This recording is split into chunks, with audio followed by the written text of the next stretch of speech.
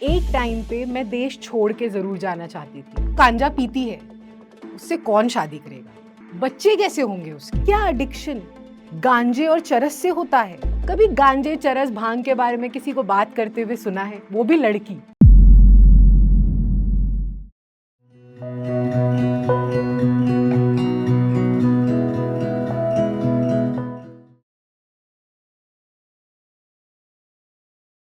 सब कोई कहे भंगी, कोई ना कहे शिव जी का संगी। भांग, चरस, गांजा, कभी इन सब के बारे में आपने किसी लड़की को बात करते हुए देखा या सुना है? अगर नहीं, तो चलिए आज हम आपको उसी के बारे में बताते हैं मेरी ज़बानी। ये एक कहानी है उस लड़की की जिसने अपना तो इलाज किया ही टीबी से, लेकिन इन 10 सालों में 10,000 पेशेंट्स को लीगली काउंसिल किया, 8 राज्य सरकारों को गांजे, भांग के बारे में पढ़ाया और उसके साथ ही साथ वहाँ की नई पॉलिसीज पे काम करवाया, इम्प्लीमेंटेशन करवाया। आज की तारीख में भारत में कई ऐसी कंपनियां हैं जो गांजे से दवाइयां बना रही हैं, कपड़ा बना रही हैं, मकान बना रही हैं और रोटी बना रही हैं। लेकिन आज से 10 साल पहले ये सब पॉसिबल नहीं था। मेरा नाम प्रिया मिश्रा है। लोग मुझे हेम्पैथी के नाम से ज्यादा जानते हैं। गांजा, चरस, भांग, ये वो एक पौधा है जिसके बारे में हमने बचपन से शिवरात्रि के दिन या होली के दिन तो जरूर सुना होगा, देखा भी होगा। हमारी माताएं, पंडित इसे भगवान को भी चढ़ाते हैं। लेकिन क्या आपको पता है कि ये लोगों की जानें भी बचाता है, या ईंधन बना रहा है, या फिर पहला कपड़ा और पेपर इसी गांजे भांग से बना था? मुझे तो नहीं पता था। उस दिन पता चला जिस दिन मेरा गांजे से इलाज होना शुरू हुआ। जब मैं 20 साल की थी तो मुझे ट्यूबरकुलोसिस यानी लिम्फ नोड ट्यूबरकुलोसिस डायग्नोस हुआ था। वो इस जगह पे था, गले में था। इसका इलाज अनफॉर्चुनेटली एलोपैथी से नहीं हो पा रहा था। दिन पे दिन मेरी तबीयत और भी ज्यादा खराब होती गई।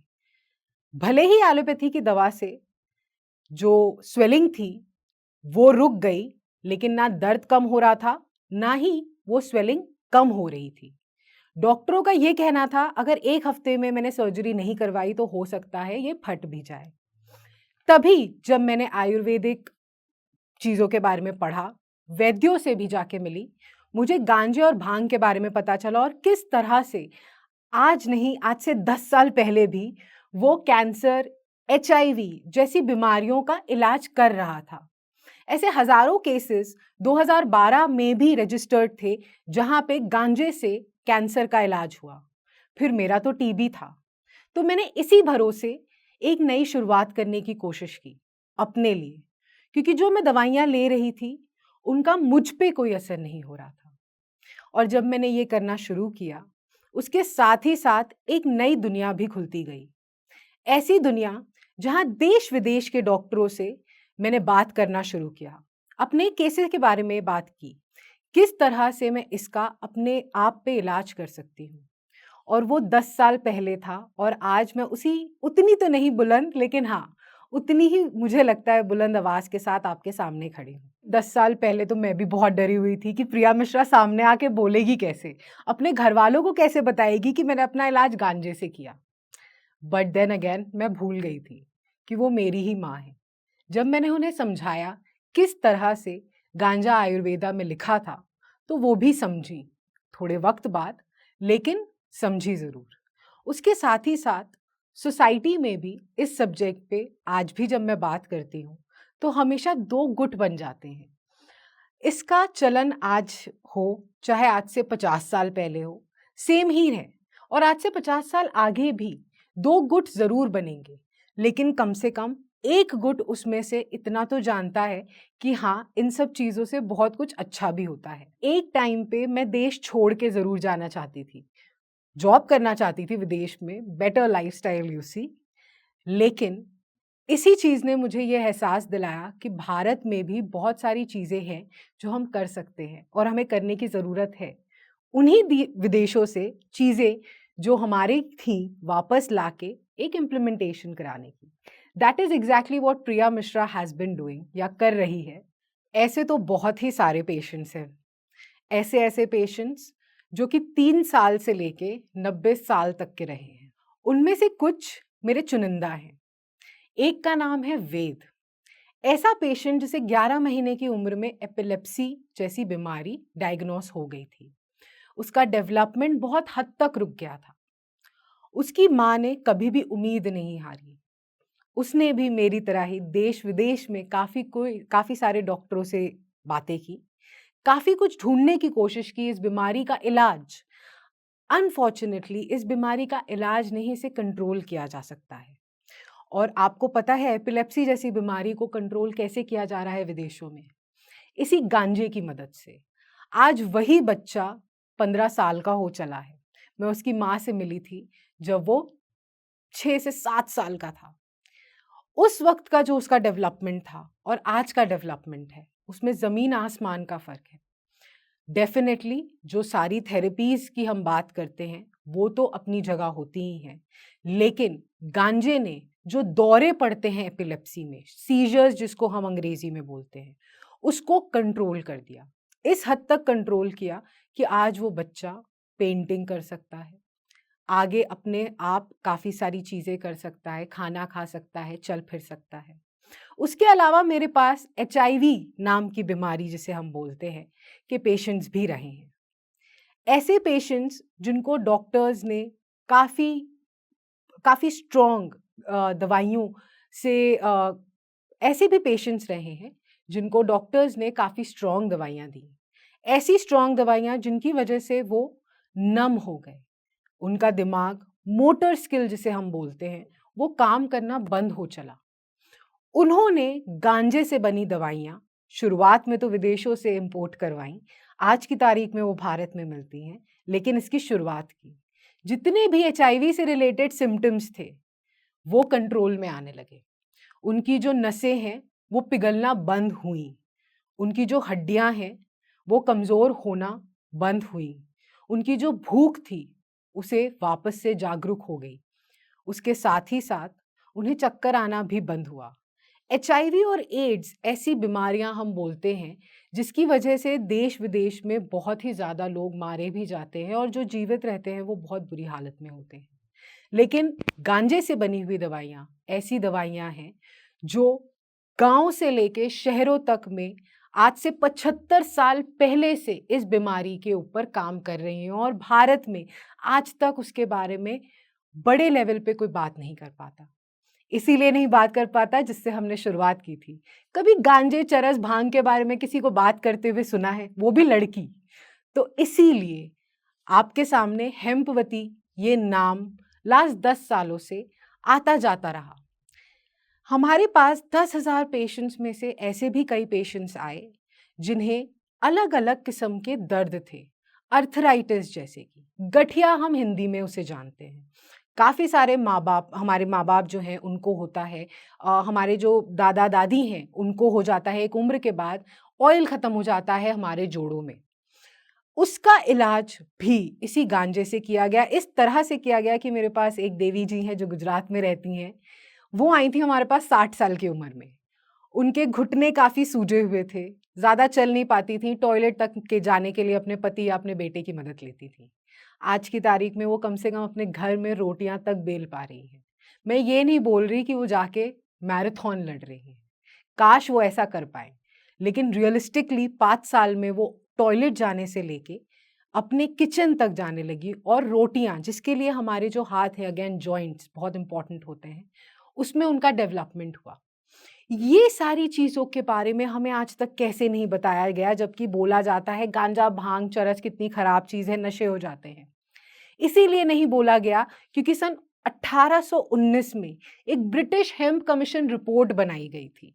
वो तब बनाई गई थी जब ब्रिटिश वो बेसिकली अपनी अंग्रेजी दारू लॉन्च करनी थी इंडिया में, जो कि सन 1905 में जाके हो ही गई थी। लेकिन 10 साल पहले एक प्लान बनाया गया था जिसमें गांजे, चरस, भांग, जो कि देश में एज इन भारत और नेपाल या फिर जो हिमालय के जितने भी, उस समय हमारा पार्टीशन नहीं हुआ था, तो हमारे जितने भी ये राज्य हुआ करते थे, प्रदेश हुआ करते थे, वहाँ पे बहुत इम्पोर्टेंट हुआ करता था क्योंकि इससे रेवेन्यू आता था, इकोनॉमी बढ़ती थी। उस वक्त से लेके आज तक में बहुत कुछ बदल गया है। इतना कुछ बदल गया है कि गांजे से कोविड तक की दवाइयाँ बनी। ये एक बहुत इम्पॉर्टेंट माइलस्टोन था पूरी दुनिया में, क्योंकि कोविड ने तो पूरी दुनिया को लॉकडाउन कर दिया था। उसके साथ ही साथ आज की तारीख में इंडिया में भी भारत से ईंधन बनाया गया। आज हेम्पवती वो कर रही है जिसके बारे में हम सोच के तो डेफिनेटली काँप जाते हैं। गवर्नमेंट ऑफिसेज में जाके हम बात कर रहे हैं उसी गांजे, भांग और चरस की। हम बच्चों को पढ़ा रहे हैं उन एरियाज में जहाँ पे इन सब चीज़ों की उत्पाद जहाँ पे इन सब चीज़ों का उत्पाद होता है। ऐसे गांव जहाँ पे दूर दूर तक और कुछ नहीं मिलता, क्योंकि यदि उनको पढ़ाया जाए और उनको लीगली इन सब चीज़ों में, बिजनेस में इन्वॉल्व किया जाए, तो वो भी नक्सल या किसी इलीगल एक्टिविटी की तरफ ना जाके सिस्टम का एक हिस्सा बनेंगे, एक वाइट कॉलर जॉब करेंगे, एक वाइट मनी इनकम इन्हीं सब चीज़ों से बनाएंगे। उन्हीं के साथ साथ आज की तारीख में हम पेशेंट्स को काउंसिल करते हैं, उन्हें बताते हैं कि जब आपके पास कोई उम्मीद ना रह जाए तो भी शायद एक उम्मीद है, क्योंकि आज से 10 साल पहले इंडिया में कैंसर का इलाज इन सब चीज़ों से नहीं हो रहा था, लेकिन हो रहा है। कोहिनूर ऑफ हर्ब्स जिसे मैं कहती हूँ, मैंने एक बुकलेट भी लिखी गांजे के ऊपर। ये बुकलेट ऐसी बुकलेट थी जो कि 8 साल से लेके 80 साल तक के बच्चे गांजे, भांग, चरस को एक नई रोशनी में देख सकते। यदि हम एक चाकू किसी डकैत को दे दें तो वो किसी का खून ही करेगा, चोरी ही करेगा, लेकिन उसी चाकू के बिना एक सर्जन सर्जरी बिल्कुल भी नहीं कर पाएगा। तो क्या हम चाकू को ही बैन कर दें, या हम अपनी माता जी के हाथों से वो चाकू ले लें जिससे वो फल काट के आज हमारे लिए फ्रूट सैलेड बनाने वाली थी? वो हमारे ऊपर भी डिपेंड करता है। मैंने इसके बारे में, जैसे कि आपको बताया, देश विदेश में बहुत डॉक्टरों से बातें की, काफ़ी सारे पेशेंट्स से भी जुड़ी, और तब मुझे समझ में आया कि ज़रूर एडिक्शन भी एक बहुत गमगीन बीमारी है। लेकिन क्या एडिक्शन गांजे और चरस से होता है, या एडिक्शन वो बीमारी है जो एक इंसान इन जैसी चीज़ों, साथ ही में सेल फोन, साथ ही में इंटरनेट या शॉपिंग से भी पूर्ण करने की कोशिश करता है, उस कमी को? इसी लाइट में या इसी रोशनी में मैंने गांजे को, चरस को देखना शुरू किया। मेरी जो पिछली जिंदगी थी उसमें मैं मीडिया से बहुत ज्यादा जुड़ी हुई थी, कई सेलिब्रिटीज की मैनेजर रह चुकी हूँ, और हाँ, गांजा चरस मीडिया से भी बहुत ज्यादा जुड़ा हुआ है। हर चीज के दो पहलू होते हैं। यदि आप कॉफी दिन में 1-2 बार पी ले तो आपको वो चालू रखेगी, आपको मूविंग रखेगी, लेकिन अगर आप दिन में 10 से 20 कॉफी पी लें, शायद 1 महीने में आपका हार्ट फेल हो जाए। तो यही चीज बहुत इंपॉर्टेंट है जो कि मीडिया भी बात नहीं कर पाती है। उन्हें अपनी एक रेपुटेशन मेंटेन करनी होती है, उन्हें अपने स्पॉन्सर्स को खुश करना पड़ता है, और इन्हीं सब चक्रों के चक्कर में जो कि एम्बेसडर्स होने चाहिए इन्हीं सब चीज़ों के, जैसे कि विदेशों में है स्नूप डॉग, माइक टाइसन, ऐसे ऐसे नाम गांजे चरस से जुड़े हुए हैं। इंडिया में भी बहुत बड़े बड़े हैं, लेकिन वो जोड़ नहीं पाते क्योंकि उन्हें डर है। ऐसा डर जैसे कि अरे वो गांजा पीता है या वो गांजा पीती है, उससे कौन शादी करेगा, बच्चे कैसे होंगे उसके, डेफिनेटली पागल होगा या होगी, या हो ही जाएंगे। वैसे तो अगर वो दिन भर दारू भी पिएगा मैम तो भी वो पागल हो जाएगा, या फिर वो दिन भर गुटखा खाएगा तो भी उसने कैंसर हो जाना है। तो इसके बारे में जब हम बात कर रहे होते हैं तो लोग उतना ही समझ पाते हैं जितना उनकी सोच और एक्सपीरियंस होता है। मेरा भी एक टाइम पे उतना ही था, लेकिन आज, जैसे कि मैंने आपके साथ शेयर किया, काफ़ी बढ़ चुका है। होपफुली मैं उन जैसे और लोगों से मिलूंगी जिनकी इनकी जो सोच है वो इसी तौर पे एटलीस्ट खुलने लगेगी। हमारा जो दिमाग होता है वो बेसिकली एक मसल होती है, जितना हम उसमें बढ़ाएंगे नॉलेज उतनी वो बढ़ती जाएगी। अगर हम सिर्फ और सिर्फ उन्हीं चीज़ों के बारे में पढ़ेंगे या सुनेंगे या देखेंगे या जानेंगे जिसके बारे में हमें इंटरेस्ट है, जैसे कि मेकअप, जैसे कि शॉपिंग, जैसे कि ट्रैवल, तो शायद हमारी दुनिया उतने में ही लिपटी और सीमित रह जाए और वक्त आने पे हमें ऐसी सब चीज़ों के बारे में ना पता चले।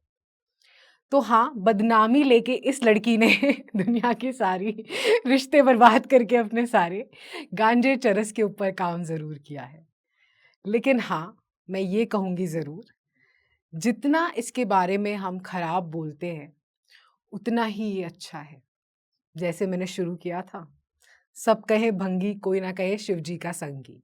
कुछ तो वजह होगी कि शिव जी की पूजा गांजे भांग के बिना अधूरी होगी।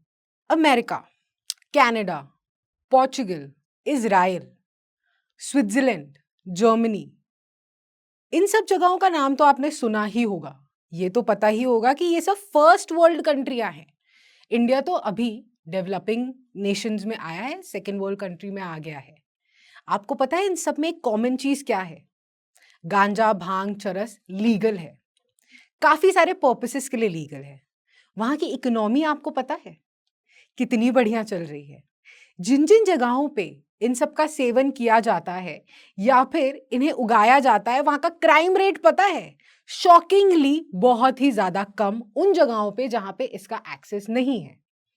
वो कि इसलिए क्योंकि वो सारे लोग भी इंसान हैं जो इन सब चीजों से जुड़े हुए हैं। तो मैं आज टोरंटो में बैठ के एयरपोर्ट पे चिलम पी सकती हूँ, न्यूयॉर्क में गांजा कैफे नाम की जगह पे जाके एक बहुत बढ़िया जॉइंट पी सकती हूँ क्योंकि मेरे सर में दर्द है। लेकिन आज मैं भारत में आके वापस इन्हीं सब चीजों से अगर जुड़ूं तो एनसीबी से लेके बाकी अलग अलग डिपार्टमेंट भी मेरे आगे पीछे आ जाएंगे। वो इसीलिए क्योंकि वो उन डिपार्टमेंट्स की फाइल आज तक फर्स्ट वर्ल्ड कंट्री जैसे अपडेट नहीं हुई है। तो सिर्फ मेरी इतनी दरख्वास्त है आपसे कि अगर आपके आसपास भी कोई हो, स्पेशली ऑफिशियल हो, तो उनसे ज़रूर ये कहे कि सब कहे भंगी कोई ना कहे शिव जी का संगी। जाते जाते मैं जोश टॉक आशा के माध्यम से ये कहना चाहूँगी आप सभी से कि हर एक चीज़ के दो पहलू होते हैं। उसी तरह इस गांजे के भी दो पहलू हैं। आज मैंने प्रिया मिश्रा हेमवती बन के आपको उस दूसरे पहलू से रूबरू करवाया जिसके बारे में शायद आपको नहीं पता था। इसने मेरी ज़िंदगी बदली और मुझसे जुड़े हुए डेफिनेटली कई सारे लोगों की ज़िंदगी बदली। मैं यही आशा करती हूँ आप सभी से कि आपके आसपास यदि कोई दर्द से तड़प रहा होगा तो अब आपके पास एक और मेथड है या एटलीस्ट इन्फॉर्मेशन है एक्सप्लोर करने की, और शायद उनका भी उसी तरह से इलाज हो जाए। ये तो मेरी कहानी थी, मेरी शायद ज़िंदगी इसी से बचनी थी। लेकिन आज इन सभी 10,000 पेशेंट्स की तरफ से जो कि भारत में हैं, मैं आप सभी से कहना चाहूँगी, डू एक्सप्लोर आयुर्वेदा।